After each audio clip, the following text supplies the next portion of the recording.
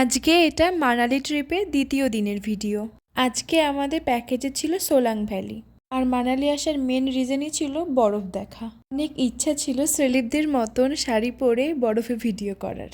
সোলাং ভ্যালিতে এসে গাড়ি থেকে নেমে চটপট জ্যাকেট খুলে ভিডিও ফটোশ্যুট করে নিলাম।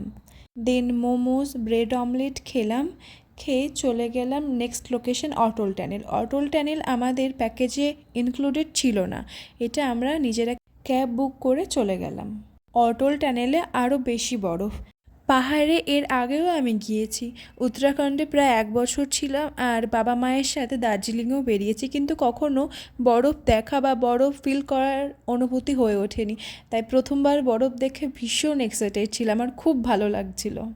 বরফে শোয়া, বরফে খেলাধুলা করার জন্য যে কস্টিউম, শুজ ও হ্যান্ড গ্লাভস আমরা পরেছিলাম সেগুলো সবই রেন্টে পাওয়া যায়। অটল টানেলে স্নোফল হচ্ছিল, এটা আরেকটা নতুন এক্সপিরিয়েন্স।